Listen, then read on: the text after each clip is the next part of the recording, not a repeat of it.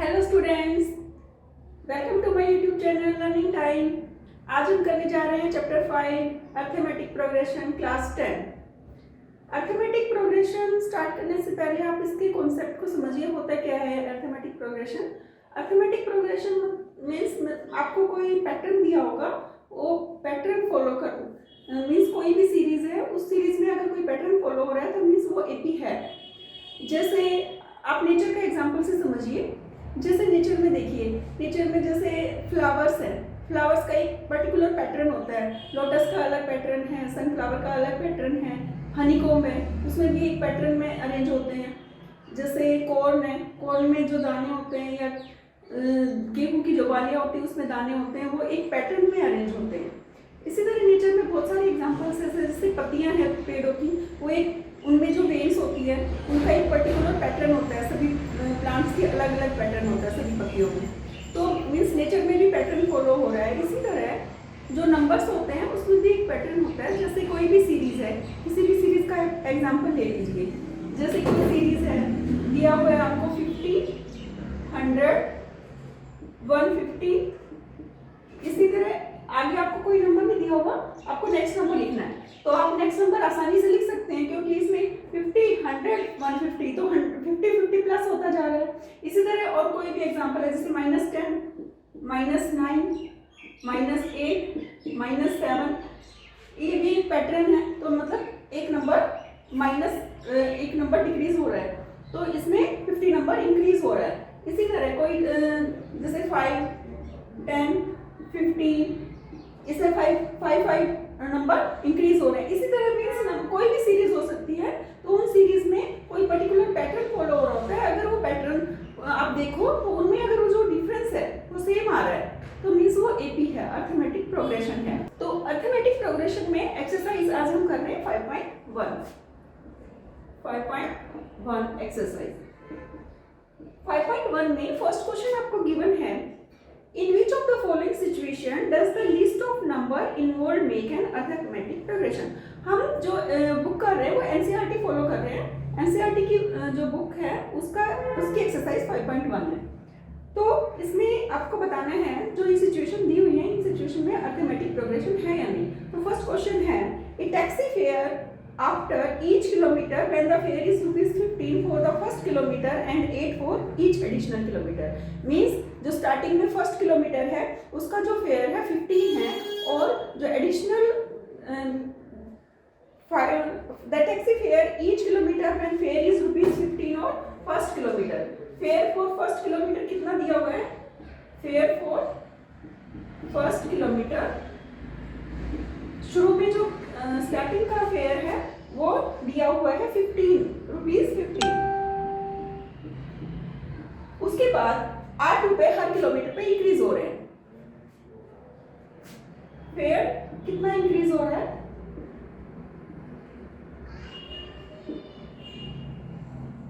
₹8 कितने हर additional 1 kilometre पे ₹8 increase हो रहे हैं। सपोज फर्स्ट जो आपका फेयर था फर्स्ट किलोमीटर का 15 था, उसके बाद 15 + 8 हो गया।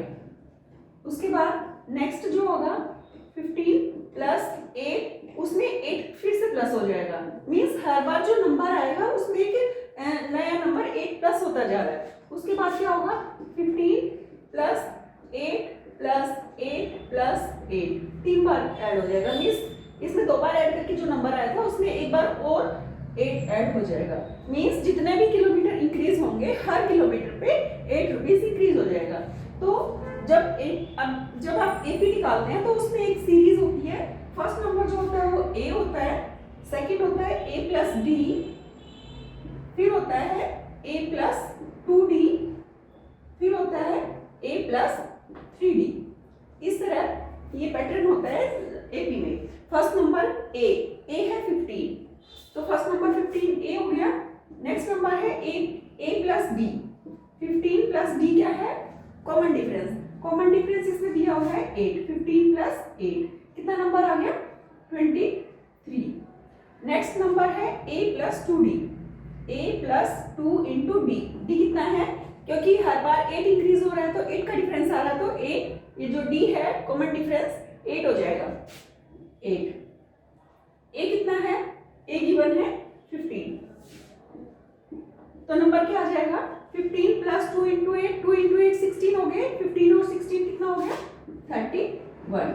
नेक्स्ट है a प्लस 3d।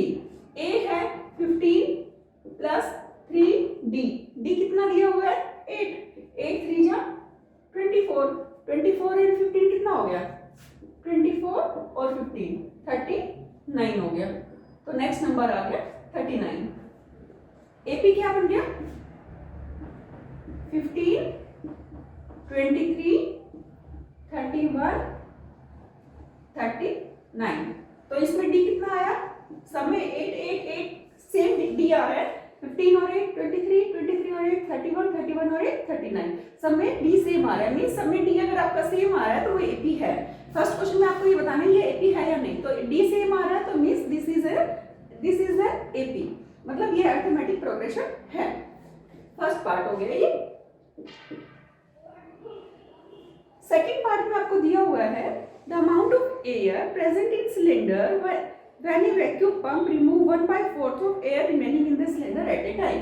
मींस एक सिलेंडर है उसमें एयर फिल की हुई है, अगर हर बार उसका 1/4 रिमूव कर दिया जाए, मींस जैसे सिलेंडर में एयर x है तो उसमें से x समझ लो या समझ लो आपके पास 10 kg एयर है। 10 में से अगर आप हर बार 1/4 निकाल दो, 10 का 1/4 कितना हो गया 2.5 kg। 2.5 kg निकल गया, उसके बाद बचा 7.5 kg। मीन्स हमें कोई दिया नहीं हुआ कि उसमें एयर कितनी है, हम अज्यूम कर रहे हैं। तो हमने 7.5 बची, उसका फिर 1/4 निकाल दो, फिर नेक्स्ट जितना बचेगा उसका फिर 1/4 निकाल दो। तो डिफरेंस सेम नहीं आएगा ना, क्योंकि स्टार्टिंग में आपको पता नहीं कितनी एयर है। जितनी एयर है उसके निकलने के बाद उसका 1/4 हो रहा है। मीन्स सेम एयर अगर उसका 1/4 करते तो D सेम आता, तो हर बार D अलग अलग आएगा, तो D अलग आएगा तो मीन्स जो AP है वो बनेगा नहीं। तो AP के लिए क्या होना चाहिए D सेम होना चाहिए, कॉमन डिफरेंस सेम होना चाहिए।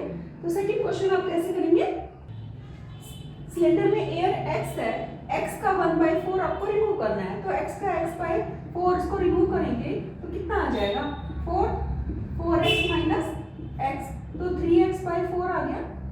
मींस पहले सिलेंडर में x एयर प्रेजेंट थी, उसका 1/4 आपने रिमूव कर दिया तो बची कितनी 3x/4। अब नेक्स्ट सिचुएशन में क्या होगा 3x/4 में से फिर x/4 सब्ट्रैक्ट हो जाएगा, तो कितना बच जाएगा 2x/4। तो मींस हर बार जो एयर प्रेजेंट है वो डिक्रीज होती जा रही है, डिक्रीज हो रही है, तो उसमें से फिर आप 1/4 करेंगे तो AP सेम आएगा नहीं। तो मींस इनमें AP सब में अलग अलग AP नहीं कॉमन डिफरेंस है, वो सब में अलग अलग आएगा, तो AP बन नहीं रहा है।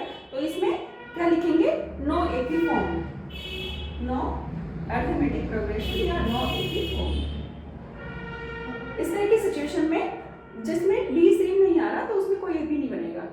नेक्स्ट क्वेश्चन है third part, the cost of digging a well after every metre of digging when it cost ₹150 for first metre. Means कोई भी वेल डिग किया जा रहा है तो उसकी जो कॉस्ट है 150 है फर्स्ट मीटर के लिए, और हर बार ₹50 इंक्रीज हो रहे हैं। तो हर बार इंक्रीज हो रहे हैं, तो जैसे फर्स्ट AP है वो 150 हो गया, 150 में जब आप 50 ऐड करेंगे तो क्या हो जाएगा 200 हो जाएगा, फिर उसमें 50 ऐड करेंगे 250 आ जाएगा।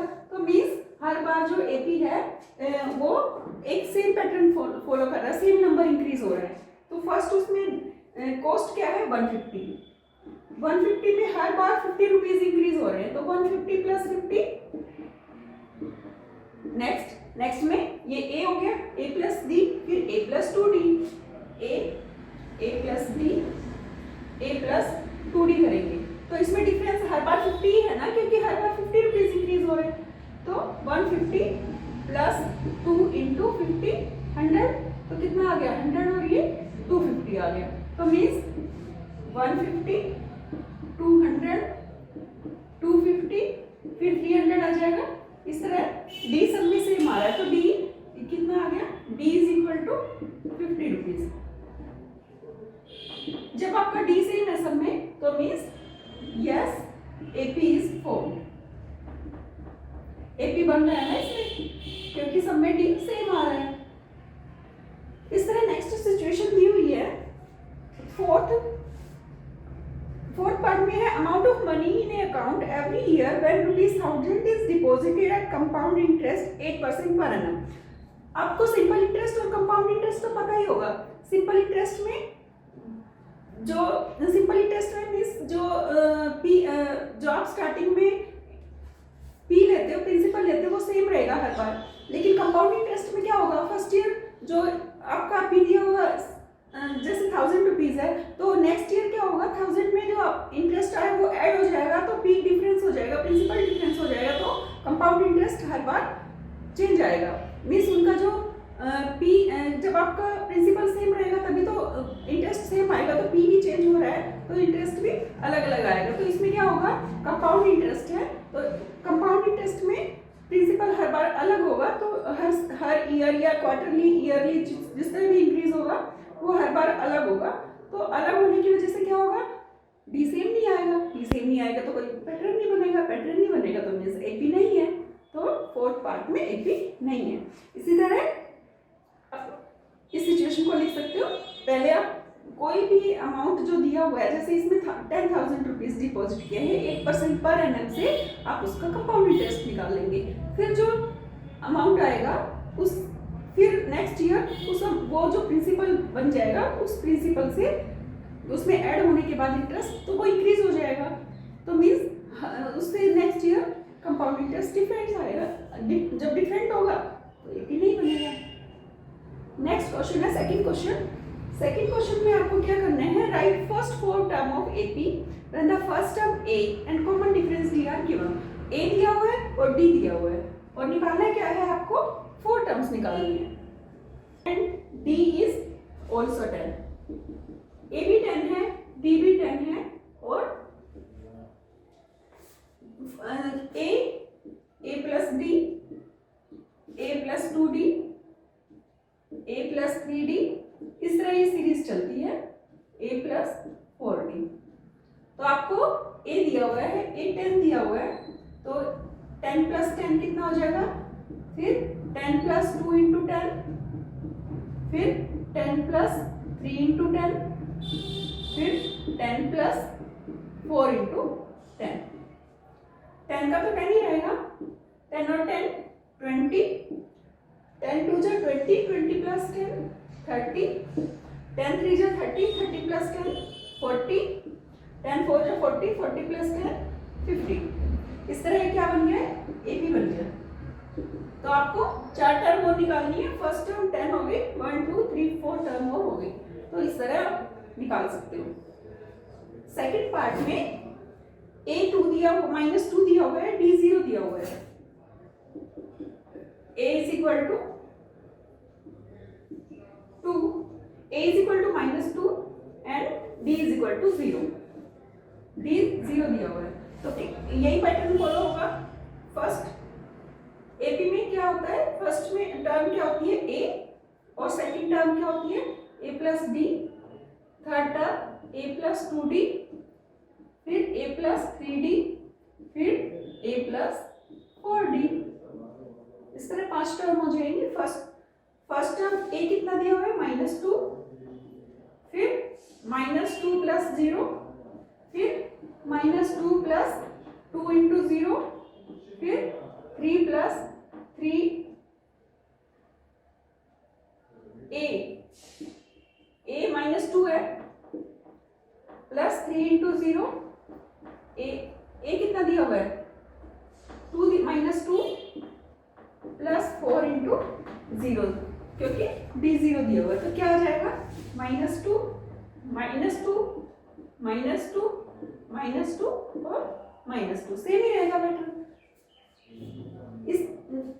इसी तरह क्वेश्चन 3 और क्वेश्चन 4 में आपको a दिया है, d दिया हुआ है, तो आप यही पैटर्न आपको फॉलो करना है। जो एपी होता है वो हमेशा इस सीरीज में होगा। फर्स्ट जो टर्म होगी a होगी, second term a plus D, third term होगी a plus 2d, fourth term a plus 3d और fifth term a plus 4d। इस तरह जितनी भी टर्म आपको निकालनी है निकाल सकते हैं। तो थर्ड और फोर्थ क्वेश्चन इसी तरह होंगे और फिफ्थ भी। थर्ड क्वेश्चन में क्या करना है आपको, थर्ड क्वेश्चन में for the following APs right the first term and common difference. तो अभी हम थर्ड क्वेश्चन कर रहे हैं। सेकंड पार्ट के 3 क्वेश्चन आप करिए। अगर आपको कोई भी डाउट है कमेंट सेक्शन में पूछ सकते हैं। For the following APs right the first term and common difference. तो इसमें आपको एपी दिया हुआ है 3, 1, -1 एंड -3। इसमें निकालना क्या है आपको, ये जो एपी आपको गिवन है इससे क्या फाइंड करना है, इससे आपको फर्स्ट टर्म फाइंड करनी है और कॉमन डिफरेंस फाइंड करना है। First term and common difference.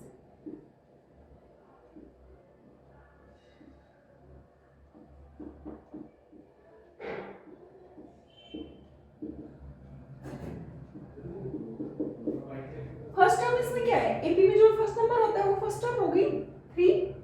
Common difference, common difference जो सेकंड नंबर है उसमें फर्स्ट नंबर को सब्ट्रैक्ट कर दो, तो 1 में से 3 को सब्ट्रैक्ट करेंगे तो -2 आ गया।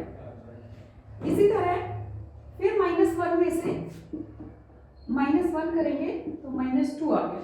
-3 में से -1 सब्ट्रैक्ट करेंगे तो माइनस माइनस प्लस हो गया, -2 आ गया। सब में पिछले नंबर में से उससे जो पहले वाला नंबर है उसको सब्ट्रैक्ट करते जाओ, आपका डी आ जाएगा। कि अगर ये डी सेम आ रहा है तो मींस ये एपी है, क्योंकि इसमें डी सबका सेम आ रहा है, एपी है। एपी तो ऑलरेडी आपको गिवन ही है, तो आपको सिर्फ क्या निकालना है, डी निकालना है और फर्स्ट टर्म निकालनी है। तो डी आ गया -2 और फर्स्ट टर्म आ गई 3। नेक्स्ट क्वेश्चन में -5, -1, 3 एंड 7 ये नंबर आपको गिवन है। इसमें भी आपको फर्स्ट टर्म निकालनी है, तो फर्स्ट टर्म क्या होगी, -5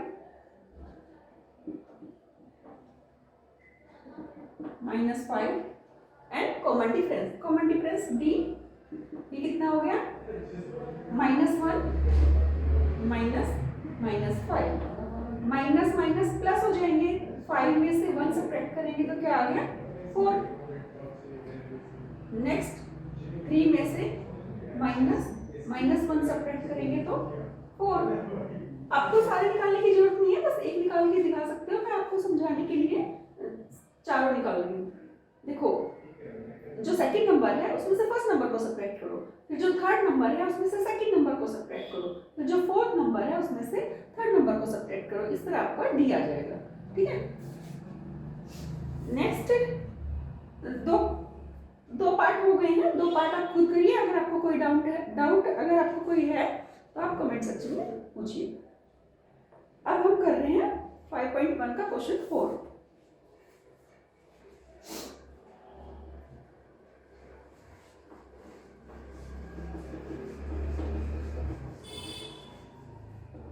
क्वेश्चन 4 में which of the following are APs? If they form AP, find the common difference and the right three more term. Means पहले तो आपको ये बताना है कि AP है या नहीं।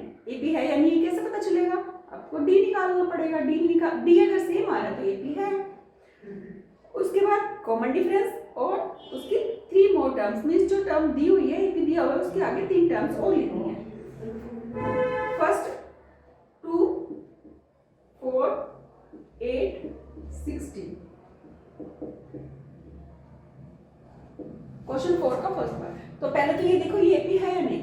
एपी का कैसे पता चलेगा, सेकंड नंबर में से फर्स्ट सब्ट्रैक्ट करो, थर्ड में से सेकंड और फोर्थ में से थर्ड नंबर।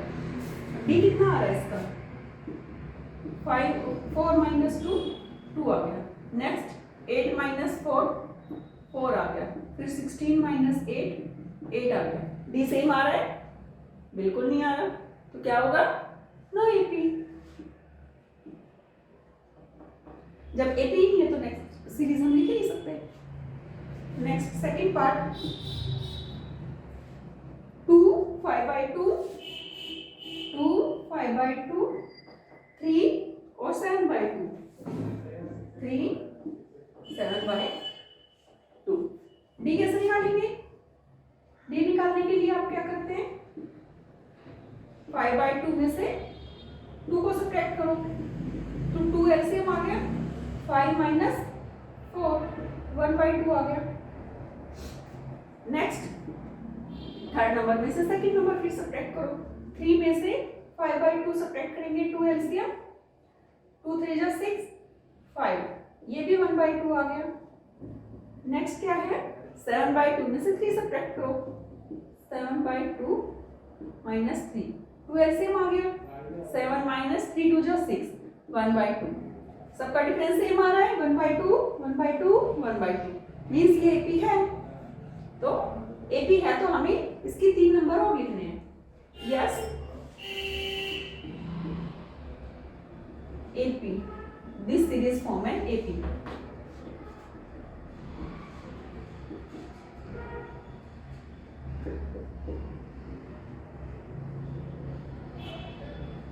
एपी बन रहा है तो आपको नेक्स्ट नंबर लिखने हैं। तो नेक्स्ट नंबर क्या हो जाएंगे, 7/2 में 1/2 फिर से ऐड कर दो, तो क्या आ जाएगा 4 में फिर से 1/2 ऐड कर देंगे, तो 4 1/2 हो गया, 4 1/2 मीन्स 9/2, फिर ऐड करेंगे तो 5 आ जाएगा। तो ये 3 नंबर नेक्स्ट नंबर आ गए, उसमें आप डी ऐड करते जाओ, ठीक है। नेक्स्ट है, नेक्स्ट भी सारी क्वेश्चंस इसी तरह ही है।